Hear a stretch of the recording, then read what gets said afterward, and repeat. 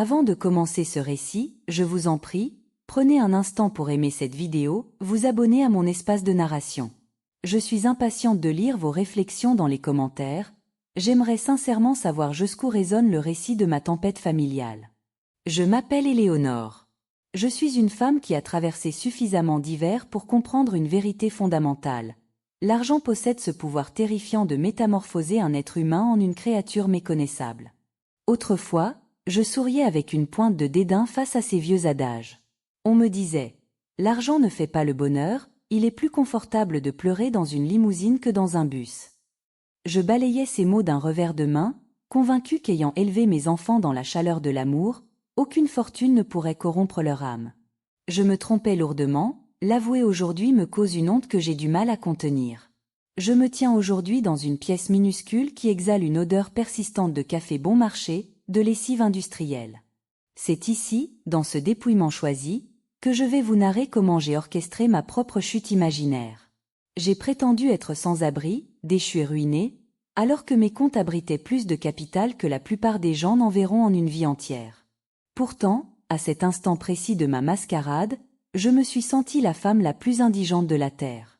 Car que valent les millions quand vos propres enfants ne voient en vous qu'un distributeur automatique doté de 2 jambes? Mon histoire prend racine dans le labeur de mon regretté époux, Arthur. Il m'a laissé un empire. Ce qui n'était au départ qu'un modeste atelier d'ébénisterie est devenu, au fil des décennies, une manufacture de mobilier de luxe exportant dans toute l'Europe. Nous avons porté ce fardeau ensemble, entre nuits blanches, crédits risqués, corrections incessantes. À son grand départ, je me suis juré que son nom ne sombrerait pas dans l'oubli. J'ai recruté des talents, écouté mes experts, fait prospérer l'affaire. J'ai 3 enfants. Béatrice, l'aînée, a toujours manifesté un appétit insatiable pour l'ostentation, le luxe. Avant même que la fortune ne soit consolidée, elle parvenait à m'extorquer mes dernières économies pour financer des séjours exotiques à ses enfants, mes petits-enfants. Mon fils cadet, Mathias, est un chirurgien brillant, dévoré par une arrogance qu'il dissimule sous des diplômes internationaux, des conférences prestigieuses que je finançais souvent en secret. Et puis il y a le Benjamin, Bastien. Il a toujours été à part, silencieux, modeste, dévoué à ses livres. Il a choisi la voie de l'enseignement, malgré les avertissements de la famille qui ne voyait dans ce métier que précarité, lassitude. Enfin, il y a Célia, l'épouse de Bastien. Dès le premier jour, j'ai ressenti une dissonance en sa présence. Peut-être parce qu'elle a accueilli mon fils avec une sincérité déconcertante, qu'elle m'a traité, moi, comme une relique d'une époque révolue. Elle prétendait que l'ancienne génération devait apprendre à lâcher prise sur le contrôle. Je détestais ces leçons de vie, voyant en elle une menace qui éloignerait Bastien de mon giron, tout comme Béatrice, Mathias s'étaient éloignés, enveloppés dans leur parfum de prix. Le jour où mon conseiller juridique, Maître Vallon, m'a suggéré de céder l'entreprise, j'ai longuement hésité. Le montant de la transaction était irréel, une somme capable de sécuriser l'avenir de plusieurs générations. Assise à ma table de cuisine, fixant les rideaux jaunis par le temps, je me suis interrogée sur la notion de sécurité familiale. Si chaque appel de mes enfants commençait par « Maman, pourrais-tu nous aider financièrement ? Maman, pourrais-tu signer cette garantie ?» Qu'en était-il de leur affection réelle? J'ai signé la vente. Le capital fut investi avec une sagacité que Maître Vallon maîtrisait parfaitement. Puis, il me posa cette question qui allait devenir le pivot de mon existence. « Madame Éléonore, à qui souhaitez-vous léguer cet héritage ?» La réponse évidente était « Mes enfants ». Mais en prononçant ces mots, j'ai ressenti un poids immense sur ma poitrine. Je me suis souvenu de Béatrice affirmant que je n'entendais rien à la gestion moderne, qu'il était temps de lui confier les rênes. Je me suis souvenu de Mathias calculant les profits potentiels si je lui accordais une avance sur héritage. Seul Bastien disait toujours « Maman, ne t'inquiète pas, je m'en sortirai seul ». Pourtant, c'était lui, le professeur, qui vivait dans un appartement exigu, tandis que sa Célia portait le même manteau depuis plusieurs saisons. Cette nuit-là, le sommeil m'a fui. J'écoutais le tic-tac de l'horloge comme le décompte d'une sentence imminente. À l'aube, j'ai pris ma décision. Si je devais distribuer cette fortune, je voulais savoir en qui je pouvais placer ma confiance absolue. Non pas vers celui qui crie le plus fort, vers celui qui tient encore à moi, non à mon solde bancaire. Madame, c'est un plan d'une audace radicale, a murmuré maître Vallon quand je lui ai exposé mon projet. Je voulais simuler une insolvabilité totale. Je voulais prétendre avoir tout perdu, être sans foyer, sans ressources, avec seulement quelques sacs plastiques contenant les vestiges de ma vie passée. Je voulais frapper à la porte de chacun de mes enfants pour demander l'asile. Un toit, un lit de fortune, une couverture, un bol de soupe. Rien de plus. S'il m'aimait, il m'ouvrirait. S'il n'aimait que mon or, alors, je n'ai pas terminé ma phrase. Maître Vallon a accepté de préparer les documents me permettant de modifier la répartition de mes avoirs à tout moment, jusqu'à la dernière seconde. Quand j'ai refermé la porte de ma vaste demeure, devenue soudainement étrangère, j'ai eu l'impression de sombrer réellement dans l'abîme. J'ai revêtu une vieille veste que j'utilisais pour le jardinage. J'ai caché mon identité dans un sac à main usé. Dans le miroir du hall, j'ai vu une femme fatiguée, vieillie par la comédie, prête à affronter la vérité.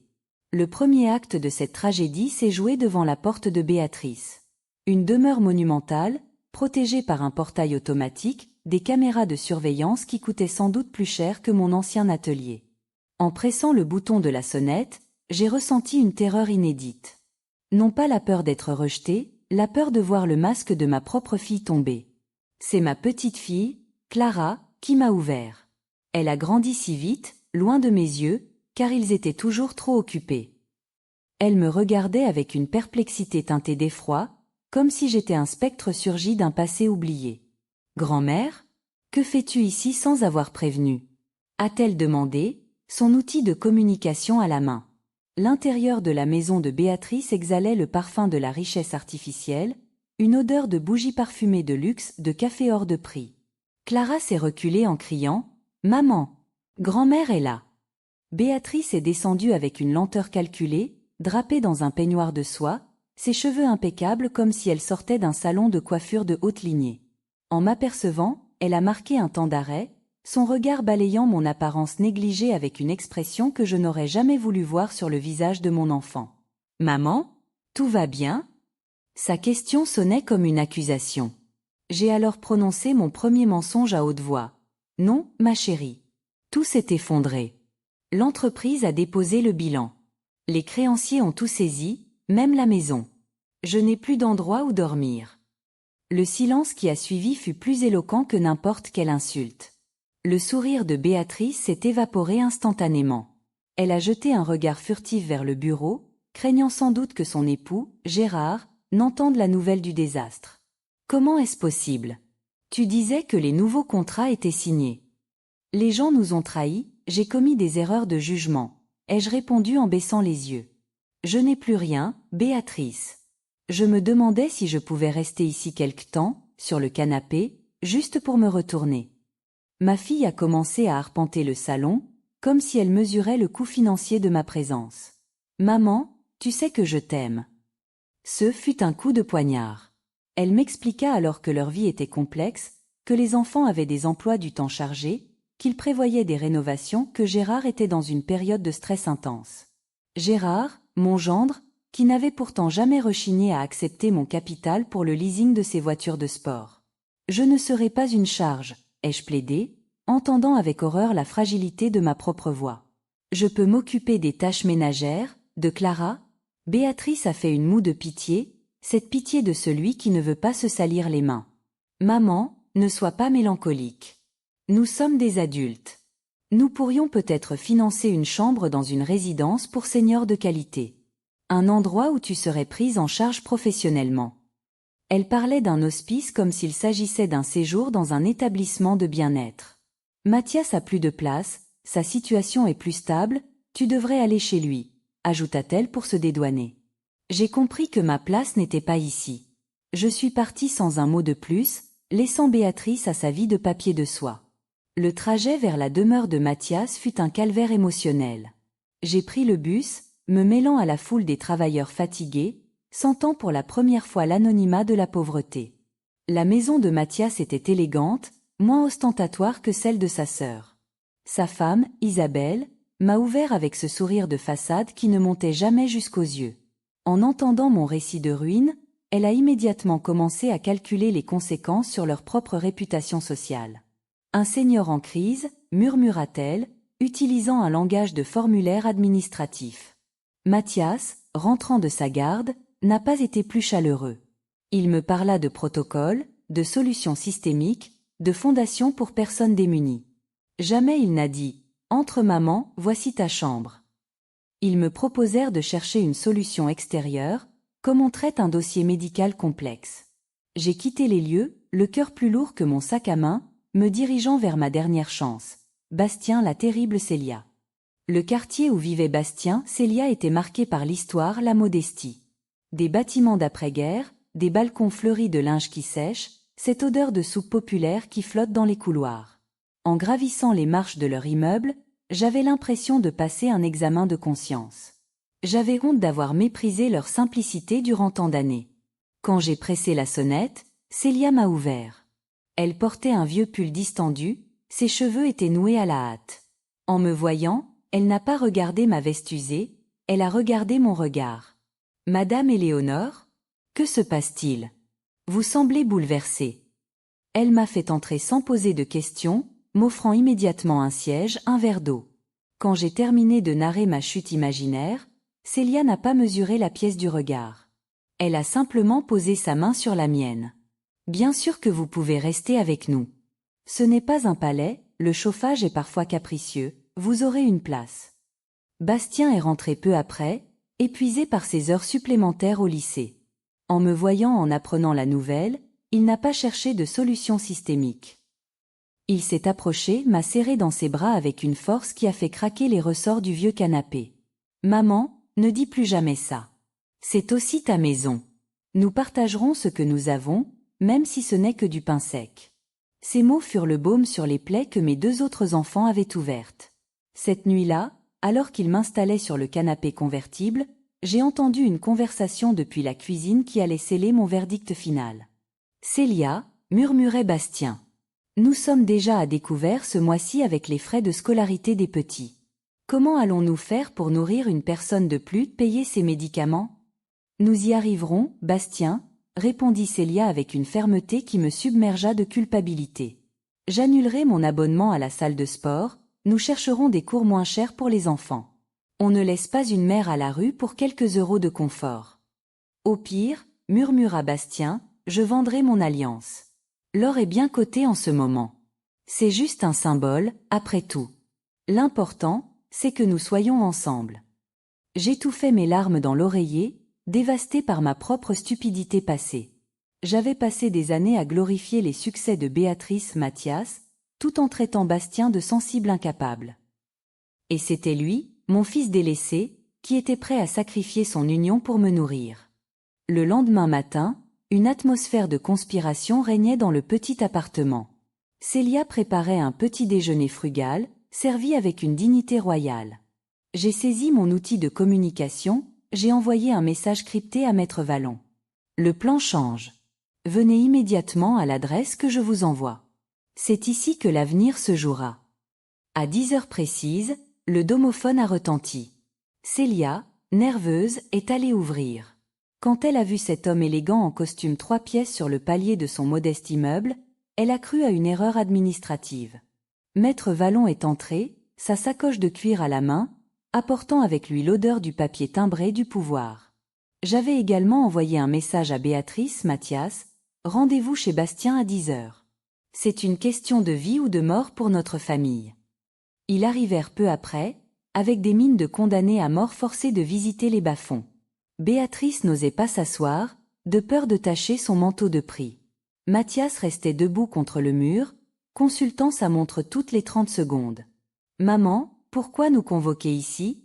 a sifflé Béatrice. « On aurait pu régler les formalités de ta prise en charge dans mon salon. » J'ai fait signe à Maître Vallon de prendre la parole.